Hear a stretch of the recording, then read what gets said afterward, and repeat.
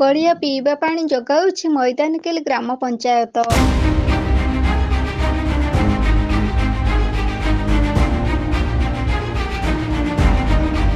ଜଳ ହିଁ ଜୀବନ। ବିଶୁଦ୍ଧ ପାନୀୟ ଜଳ ପିଇଲେ ସୁନ୍ଦର ସ୍ୱାସ୍ଥ୍ୟ ଗଠନ ହେବା ସହିତ ସ୍ୱାସ୍ଥ୍ୟ ନିରୋଗ ଆଉ ଶକ୍ତ ହୋଇଥାଏ। ଖାଦ୍ୟ ଯାହା ହେଉନା କାହିଁକି ଭଲ ପାଣି ଟୋପାଏ ପିଇବା ପାଇଁ ସମସ୍ତଙ୍କ ଆଗ୍ରହ ଥାଏ।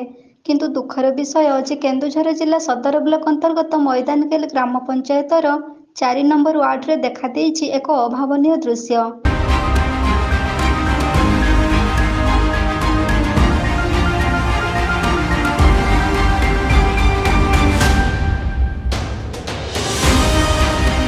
ଖରାଦିନେ ପାଣି ପାଇଁ ଡହଳ ବିକଳ ହେଉଥିବା 4 ନମ୍ବର ୱାର୍ଡକୁ ଗ୍ରାମ ପଞ୍ଚାୟତ ମାଧ୍ୟମରେ ଟ୍ୟାଙ୍କର ଯୋଗେ ପିଇବା ପାଣି ଯୋଗାଇ ଦିଆଯାଉଥିଲା।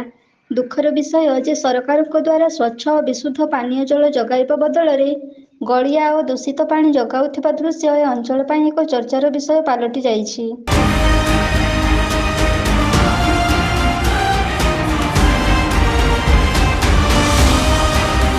ଯେଉଁ ପାଣି ପିଇଲେ ଲୋକଙ୍କୁ ରୋଗାକ୍ରାନ୍ତ କରିବ, ସେହି ପାଣି ଆଜି ଖୋଦ୍ ଗ୍ରାମ ପଞ୍ଚାୟତର 4 ନମ୍ବର ୱାର୍ଡରେ ଯୋଗାଇ ଦେବା ଏକ ନିନ୍ଦନୀୟ ବିଷୟ। ଯେଉଁ ଗଳିଆ ପାଣିରେ କି ଜିଆ ମଧ୍ୟ ବାହାରୁଛନ୍ତି, ତାହା ଏବେ ପ୍ରଶାସନ ଉପରକୁ ଆଙ୍ଗୁଠି ଉଠିଛି। ପାଣି କେଉଁଠୁ ଆସୁଛି ଆଉ ଏ ପାଣି ପିଇବା ପାଇଁ ଉପଯୁକ୍ତ କି? ଏମିତି ଅନେକ ପ୍ରଶ୍ନ ଉଙ୍କି ମାରୁଛି ଜନସାଧାରଣଙ୍କ ମନରେ।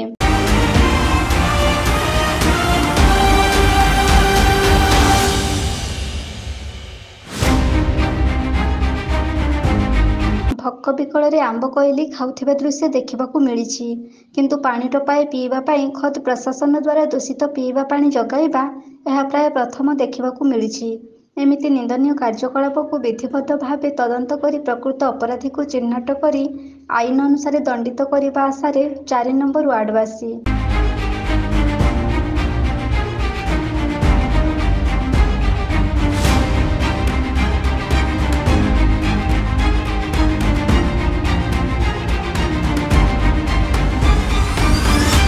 ସଦରରୁ ରମେଶ ଚନ୍ଦ୍ର ନାୟକଙ୍କ ରିପୋର୍ଟ, এবি ନ୍ୟୁଜ୍।